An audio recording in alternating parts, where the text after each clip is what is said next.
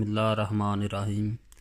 میری دوستوں سے گزارش ہے کہ ویڈیو کو لائک کریں، شیئر کریں اور چینل کو سبسکرائب کر دیں، ساتھ میں بیل آئیکن کا بٹن دبا دیں تاکہ نئے آنے والی ویڈیوز آپ تک پہنچتی رہیں۔ مہاراج، میں جوہری نہیں، ایک سپاہی ہوں۔ میں پتھر کو نہیں پہچانتا لیکن آپ کے دوست اور دشمن کو پہچانتا ہوں۔ میں ان پتھروں کے ساتھ کی خدمت میں مہاراج کاٹھیاوار کی دوستی کا پیغام لایا ہوں۔ ان پتھروں کی قیمت اگر ایک کوری بھی نہ ہو تو میں بھی وہ ہاتھ جو آپ کے سامنے ناچیز تحائف پیش کر رہا ہے بہت قیمتی ہے۔ لیکن پرتاپ رائے نے عربی اجنبی پرامن اور طاقتور ہمسایہ سلطنت کے جہاز لوٹ کر جو کچھ آپ کے لیے حاصل کیا ہے وہ آپ کو بہت مہنگا پڑے گا۔ انداتا، آپ کو مسلمانوں سے دشمنی مول لینے سے پہلے بہت سوچ بچار سے کام لینا چاہیے۔ ان کا ہاتھ ہر ہاتھ سے مضبوط ہے اور ان کا لوہا ہر لوہے کو کاٹتا ہے۔ وہ جیٹھ کی آندھیوں کی طرح اٹھتے ہیں اور ساون کے بادلوں کی طرح چھا جاتے ہیں۔ ان کے مقابلے پر آنے والوں کو نہ سمندر پناہ دے سکتے ہیں نہ پہاڑ۔ ان کے گورے پانی میں تیرتے ہیں اور ہوا میں اڑتے ہیں۔ آپ نے برسات میں دریائے سندھ کی لہریں دیکھی ہیں لیکن ان کی فتوحات کا سیلاب اس سے کہیں زیادہ تند و تیز ہے۔ راجہ دہر کی قوت برداشت جواب دے چکی تھی۔ اس نے چلا کر کہا، ڈرپوک گیدڑ، تمہاری رگوں میں راجپوت کا خون نہیں۔ میرے ملک میں تمہارے جیسے بزدل آدمی کو زندہ رہنے کا کوئی حق نہیں۔ انداتا، میں اس وقت مہاراج کاٹھیاوار کا ایلچی ہوں۔ میں خود ایسے ملک میں نہیں رہنا چاہتا جس میں دوست کو دشمن اور دشمن دوست خیال کیا جاتا۔ کاٹھیاوار کا راجہ اگر خود بھی یہیں موجود ہوتا تو بھی میں یہ الفاظ سننے کے بعد اس کا سر قلم کر دیتا۔ پرتاپ رائے، اسے لے جاؤ، ہم کل اس کی سزا کا فیصلہ کریں گے۔ صبح اربوں کے سرغنہ کو ہمارے سامنے پیش کرو۔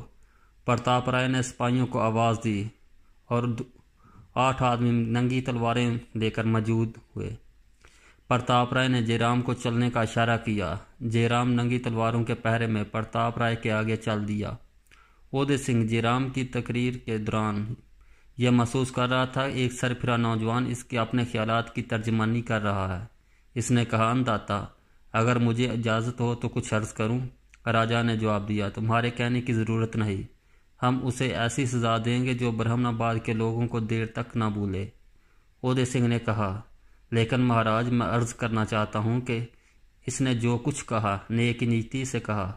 ہمیں چند ہاتھیوں اور جواہرات کے لیے عربوں کے ساتھ دشمنی مول نہیں لینی چاہیے۔ ہمیں اپنی طاقت پر بھروسہ ہے لیکن عرب نہایت سخت جان دشمن ہے۔ راجہ نے کہا، اودے سنگھ، ایک گیدڑ کی چیخیں سن کر تم بھی گیدڑ بن گئے؟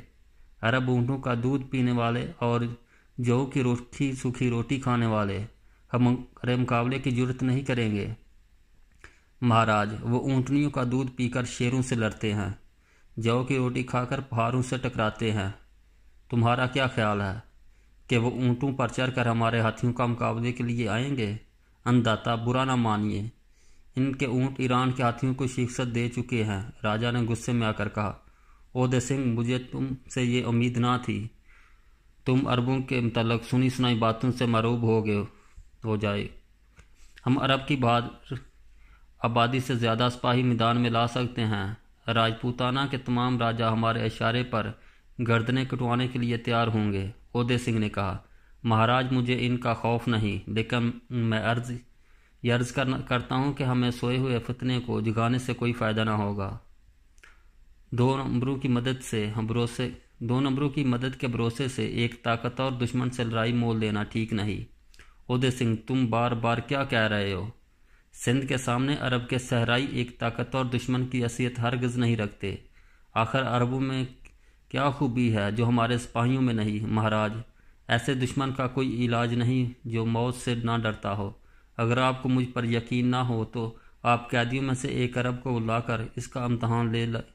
تلوار ان کے کھلونے ہیں۔ راجہ نے اودے سنگھ کی طرف دیکھا اور کہا، کیوں بھیم سنگھ، تمہارا بھی یہی خیال ہے کہ ہمارے سپاہی عربوں کے مقابلے میں کمزور ہیں؟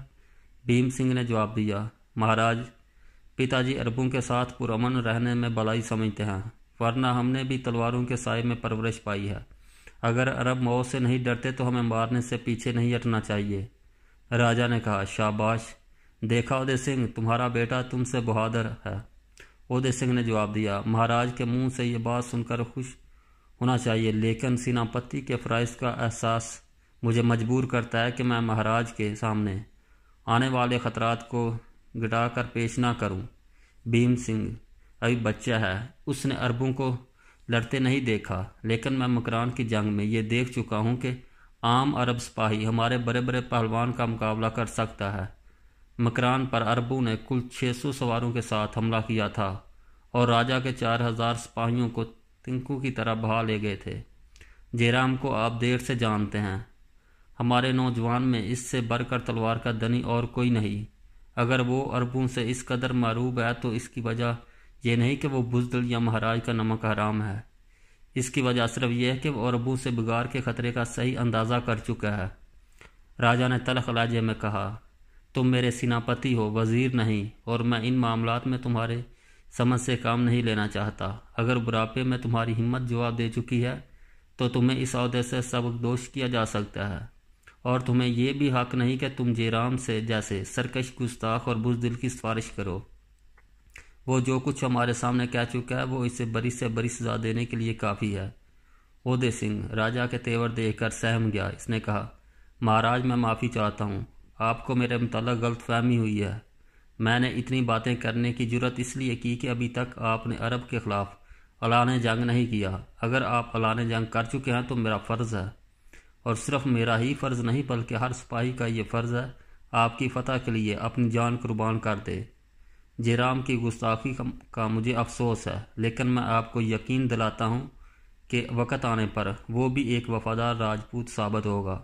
اگر آپ عربوں کے ساتھ جنگ کرنے کا فیصلہ کر چکے ہیں تو ہمیں آج ہی تیاری شروع کر دینی چاہیے۔ میں چاہتا ہوں کہ ہم عربوں کو ایسی شکست دیں کہ وہ پھر سر اٹھانے کے قابل نہ ہو سکیں۔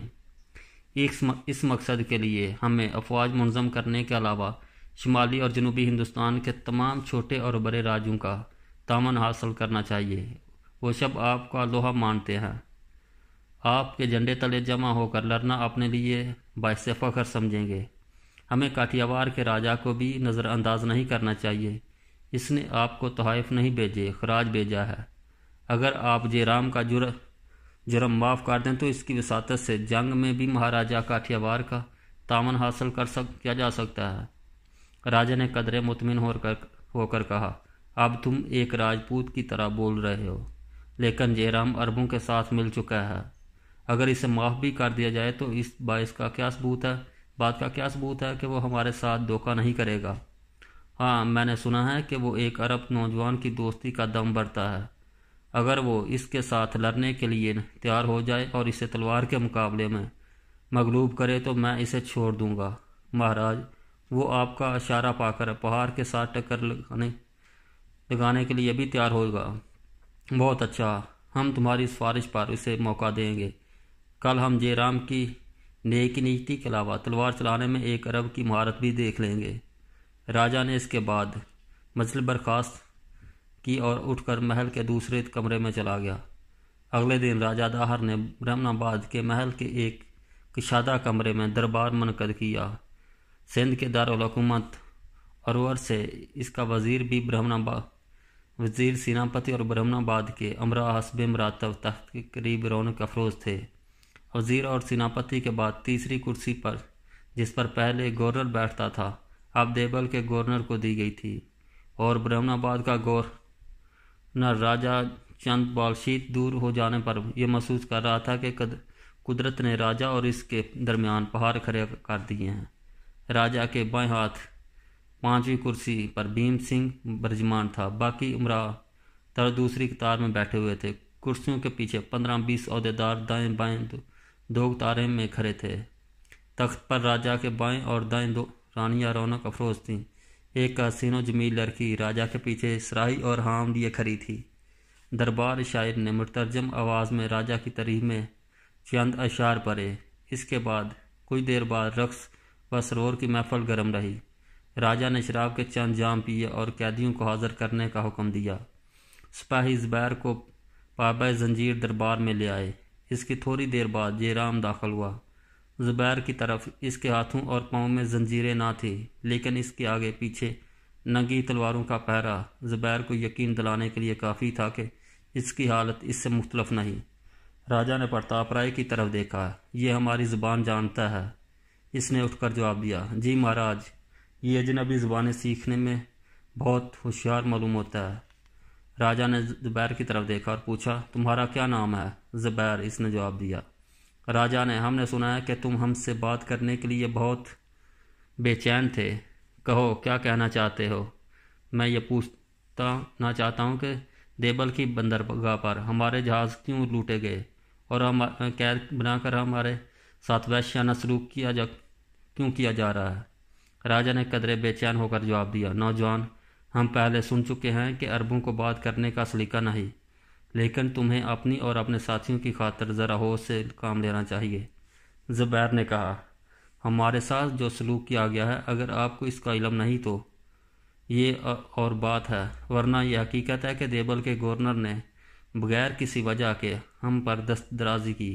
اگر آپ کو ہمارے متعلق کوئی غلط فہمی ہو تو ہم اسے دور کرنے کے لیے تیار ہیں، لیکن اگر سندھ کی طرف سے یہ قدم ہماری غیرت کا امتحان لینے کے لیے نیت سے اٹھایا گیا تو ہم والی سندھ کو یہ یقین دلاتے ہیں کہ ہم ہندوستان کے اچھوت نہیں جن کی فریاد ان کے گلے سے بات ہر نہیں آ سکتی۔ آج تک ہمارے ساتھ ایسا سلوک کرنے کی جرت کسی نے نہیں کی، اور سندھ کی سلطنت کو میں ایسی سلطنت نہیں سمجھتا جو ایران کی زر اور روما کے خود کاٹنے والی شمشیروں کی ضرب برداشت کر سکے۔ وہ قوم جو روئے زمین کی ہر مظلوم کی داد رسی اپنا فرض سمجھتی ہیں، اپنی بہو بیٹیوں کی بے عزتی پر خاموش نہیں بیٹھے گی۔ راجا نے وزیر کی طرف متوجہ ہو کر کہا، سنو، ایک قیدی ہمارے خلاف اعلان جنگ کر رہا ہے۔ وزیر نے جواب دیا، مہاراج، یہ عرب بہت باتونی ہیں، ایران اور روم کی فتوحات نے انہیں مغرور بنا دیا ہے، لیکن انہیں سندھ کے شیروں سے واسطہ نہیں پڑا۔ زبیر نے جواب دیا، ہم نے دیبل میں شیروں کی شجاعت نہیں دیکھی، لومریوں کی مکاری دیکھی ہے۔ زبیر کے ان الفاظ کے بعد تمام درباری ایک دوسرے کی طرف دیکھنے لگے۔ عہدے سے موقع کی نزاکت محسوس کرتے ہوئے اٹھا اور ہاتھ باندھ کر کہنے لگا، مہاراج، چند دن قید میں رہ کر یہ نوجوان اپنے ہوش و حواس کھو بیٹھا ہے۔ پھر آپ یہ بھی جانتے ہیں کہ جس سپاہی کی تلوار کند ہو، اس کی زبان بہت تیز ہوتی ہے۔ زبیر غصے کی حالت میں عہدے سنگھ کی دوستانہ مداخلت کا مطلب نہ سمجھ سکا اور بولا، مجھ پر پیچھے سے وار کیا گیا ہے، ورنہ میری تلوار کے متعلق تمہاری یہ رائے نہ ہوتی۔ پرتاپ رائے نے اٹھ کر کہا، مہاراج، یہ جھوٹ کہتا ہے، ہم نے اسے لڑ کر گرفتار کیا تھا۔ زبیر نے غصے اور حقارت سے کانپتی آواز میں کہا، بزدل آدمی، تم انسانیت کا ذلیل ترین نمونہ ہو۔ میرے ہاتھ پاؤں بندھے ہوئے ہیں، لیکن اس کے باوجود تمہارے چہرے پر خوف و ہراس کے آثار نظر ہیں۔ لومڑی شیر کو پنجرے میں بھی دیکھ کر بدحواس ہے۔ میرا صرف ایک ہاتھ کھول دو اور مجھے میری تلوار دے دو، پھر ان سب کو میرے اور تمہارے کی صداقت معلوم ہو جائے گی۔ پرتاپ رائے پھٹی پھٹی نگاہوں سے حاضرین اور دربار کی طرف دیکھ رہا تھا۔ برہمن آباد کا گورنر زبیر کی آمد کو تائید غیبی سمجھ رہا تھا۔ اس نے اٹھ کر دربار کا سکوت توڑا اور کہا، مہاراج، یہ کشتری دھرم کی توہین ہے کہ ایک معمولی عربی میں دربار میں سردار پرتاپ رائے کو بزدلی کا طعنہ دے۔ اب سردار پرتاپ رائے کو اجازت دیں کہ وہ اس کا دعویٰ جھوٹ ثابت کر دے۔